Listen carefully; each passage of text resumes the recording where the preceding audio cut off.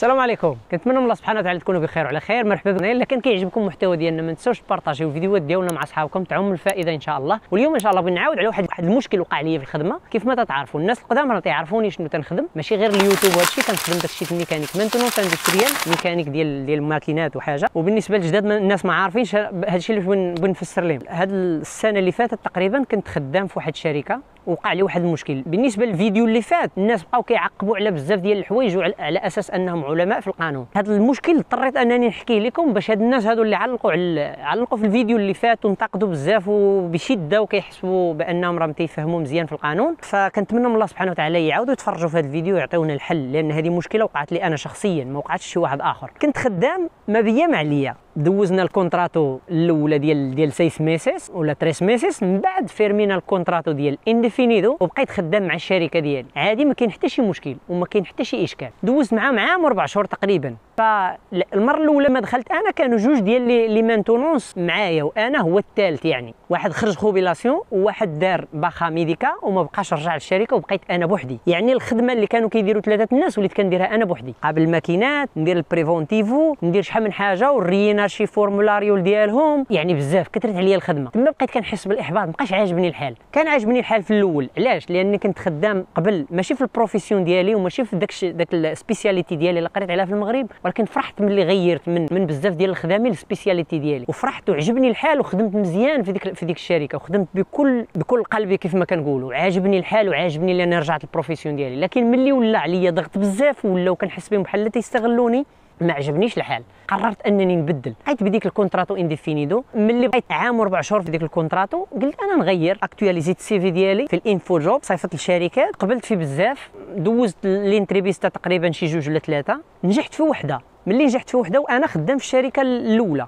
نجحت في وحده، دار معايا الانتريفيستا اونلاين في زوم، طرح لي الشروط باش غنخدم، وراني بزاف ديال الحوايج زوينين، زعما ممكن نسافر خارج اسبانيا، ممكن نسافر هنا في اسبانيا كامله، بحكم هي شركه تاخذ دي شونتي في شركات كبار هنا في اسبانيا وخارج اسبانيا، يعني غتخدم ناسيونال وانترناسيونال. وقال لي بان السالير زايد، وقال لي بزاف ديال الحوايج اللي عجبوني. وقلت انا مادام انني ما عنديش الفاميلي ديالي هنا، مادام بحال سولتيرو، انا مزوج في المغرب ولكن هنا كنعيش بوحدي، قلت نبدل مزيانه، زيد شويه ديال الفلوس ونستافد شويه، ومنها نخرج حتى انا عزيز عليا السفر، ومن الهوايات ديالي انني نسافر. فقبلت بالعرض، صيفط لي الكونتراتو بي دي اف مفيرميه كل شيء. ملي صيفط الكونتراتو بي دي اف، المهم فيرميت الكونتراتو، صيفطوها ليا، فيرميتها سيدي. من بعدها يعني يوم 19، وكيخصني الشركه القديمه كيخصني نعلم قبل ب 15 يوم باش نخرج، حيت هذا هو القانون. الا كنت غادي تخرج نهار 22 في الشهر، كيخصك تعلم نهار 1 في الشهر قبل، تعلم ب 15 يوم، على اساس انك غادي تحول شركه اخرى. الشركه الاخرى اللي غادي تتحرك لها انها عندها حتى هي كونتراتو انديفينيدو، ولكن 2 ميسيس ديال البرويبه في الاول، يعني تقدر تنجح تقدر ما تنجحش، فهمتي، خديتها بعين الاعتبار. ولكن هذاك السيد اللي دوزت معاه يعني طمئني بزاف الحوايج، قال لي راه كيدخلوا عندنا بزاف الناس وهكذا، يعني طمني بزاف، يعني تميت غادي وانا مسوقر، كنقول يعني راه هذيك خدمتي وغادي نتقنها مزيان. ففتح لي الالطا، يعني ملي سينيت مع الاخرين الباخا فولونتاريا باني غنخرج نهار 22 في الشهر، ملي وصلت 22 في الشهر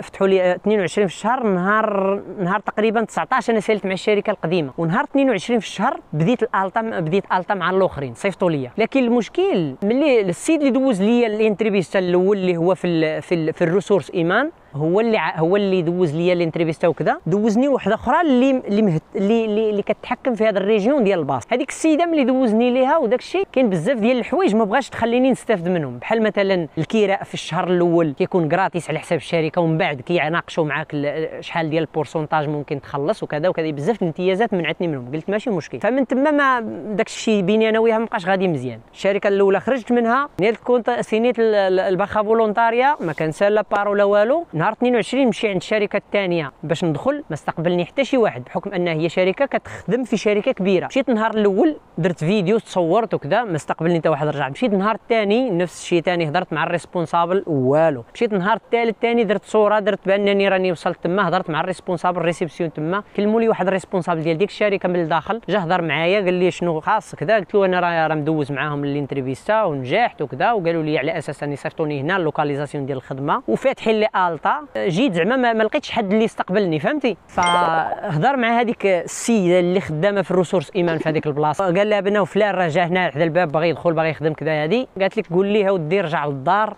قول ليه رجع للدار، راه قالت لي الطراباخو ريتراسادو، زعما الخدمه راه تاخرات شي شويه وممكن تمشي للدار وتريح. هضرت معنا قلت لها ما يمكنش، انا كنت خدام في شركه بكونتراتو انديفينيدو وفي الاخر غتخرجوني نتوما وتوليو تقولوا لي سير جلس للدار تنعاودوا نعيطوا لك، راه ماشي خدمه فهمتي، ما عجبنيش الحال. قالت لي قول ليه رجع للدار حتى نعيطوا ليه. ملي رجعت للدار على اساس باش نجلس واحد النهار ولا شي حاجه نعطيهم فرصه باش يعاودوا يعيطوا، قلت انا صافي راه فيرميت معاهم الكونترا، فاتحين معايا الطا، كلشي على ما يرام ماشي مشكل. رجعت للدار جلست، هما يصيفطوا لي باخه بان هذا السيد ما داش في البيريودو ديال البرويبا. هادشي اللي كيقولوا بانهم ما داش في البيريودو ديال البرويبا وصافي وسدوا عليك، مع العلم انني ما استقبلني حد، ما دخل جربني حد، واش كنعرف الخدمه ولا ما نعرفش، ما حتى شي حاجه. من تما صدروني صافي وصيفطوا لي باخ. في هذه الحاله اشنو ندير؟ انا راني هضرت مع محامي وداير دعوه وداك الشيء ومازال كنتسنى. خدمه موجوده ماشي قليله ولا شي حاجه الحمد لله. من هذيك الساعه ملي خرجت درت دعوه صافي ومشيت في حالي للمغرب، ريحت شهرين تقريبا ورجعت. كي رجعت لهنايا اكtualisيت السي في ديالي، عاودت عيطات لي شركه اخرى، الحمد لله انا خدام ثاني. لكن التساؤل اللي بغيت نقول بالنسبه للناس اللي مدوزين بحال هذا الكاسو، وبالنسبه للناس اللي كيقولوا راه عندهم مع القانون هنا في اسبانيا وقدام هنا في اسبانيا، يجاوبوني على هذا.